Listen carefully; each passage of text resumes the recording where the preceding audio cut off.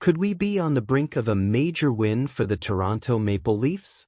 Rumors are swirling that a certain star player might just sign an extension before he hits the free agent market. Fans, this could change everything as the playoffs approach. How crucial would it be for our team to secure this talent now rather than risk losing him later? Stick around as we dive into the latest insights and what this means for our beloved Leafs. Don't forget to subscribe and hit that like button to stay in the loop with all things Maple Leafs.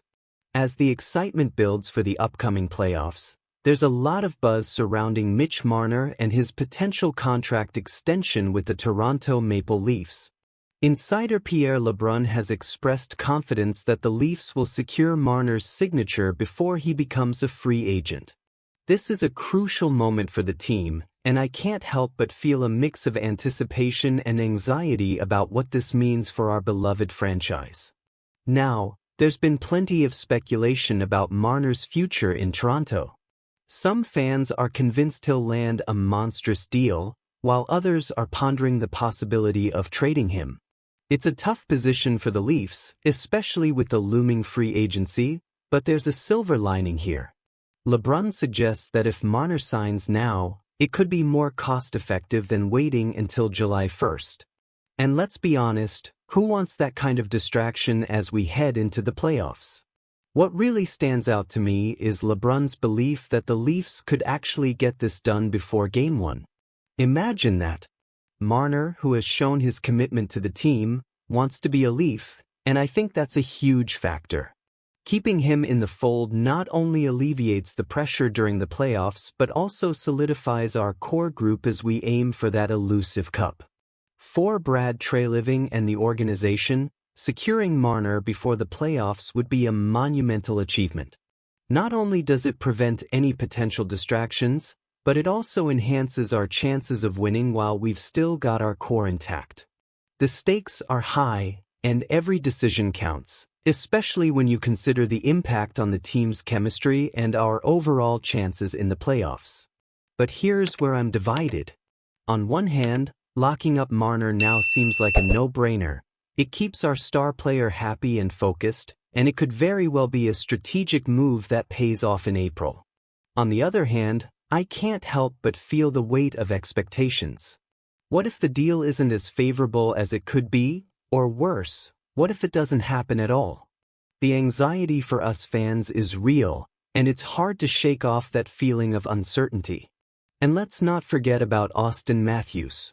The narrative around Marner's contract is intertwined with Matthews' future too. Toronto needs to re-sign Marner, regardless of what happens with Matthews. This is about building a legacy, and we all know how critical it is to keep our key players on board. So, what do you think? Was this the best move for the Leafs? I want to hear your thoughts because, honestly, I'm torn on the implications of this potential deal. Are we making the right call by prioritizing Marner? Or should we be considering other options? The conversations are heating up, and I'm eager to engage with all of you on this. In the comments below, share your expectations and frustrations regarding Marner's situation. How do you feel about the direction the team is headed? Will locking him up now create a smoother path to the playoffs? I want to hear your opinions here. Dylan Strome has certainly made headlines recently, especially with his ties to the Toronto Maple Leafs. As a passionate fan who grew up in Mississauga, he's had a unique relationship with the team he loved as a kid. It's fascinating to hear him express his excitement about finally scoring against the Leafs this season, especially considering he hadn't found the back of the net against them in his career until that moment. That feeling of scoring against your childhood team? It's something special, and I can only imagine the rush he felt. But here's the kicker. Strome's experience touches on a broader issue for many players and fans alike: ticket prices in Toronto. Even pro athletes find it tough to fork out the cash for tickets when they want their family and friends to watch them play. It's a real problem that resonates with all of us who have tried to catch a game at Scotiabank Arena. Strome mentioned that he and his brother initially bought tickets for the whole family but had to scale back due to the steep prices. I mean, we all know how much those tickets can cost, right? It's almost as if being a fan comes with a hefty price tag, and it's a shame that even players feel that pinch. Looking at the Capitals this season, Strome is having a breakout year, contributing significantly to the team's success. With 34 points in just 25 games, he's showing that he's found his groove after some rocky years with the Arizona Coyotes. It's important to notice how he's transitioned from a player who struggled to find his footing to a key contributor in Washington. This kind of growth is exactly what we love to see in our players.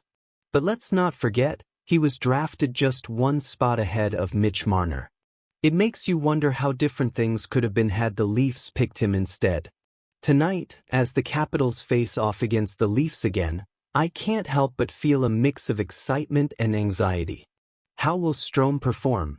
Will he add to his tally against a team he once idolized?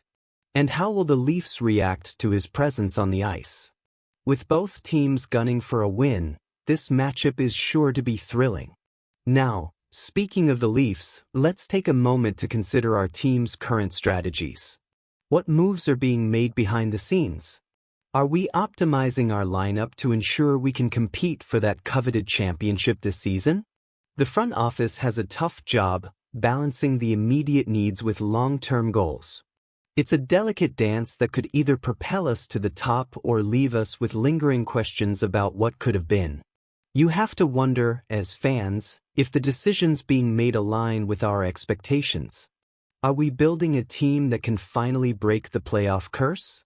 I'm genuinely torn on whether some recent choices are the right path forward. It's a complex situation, and I'm sure many of you feel the same way. So, what do you think? Are we on the right track, or should we be making bolder moves? I want to hear your thoughts. Are there players you believe we should target? What are your expectations for the rest of the season? Share your opinions in the comments below. As we gear up for tonight's game, let's rally behind our team and show our support. It's moments like these that remind us why we love the game so much. Don't forget to hit that like button, share this video with fellow Leafs fans, and subscribe to my channel for all the latest updates.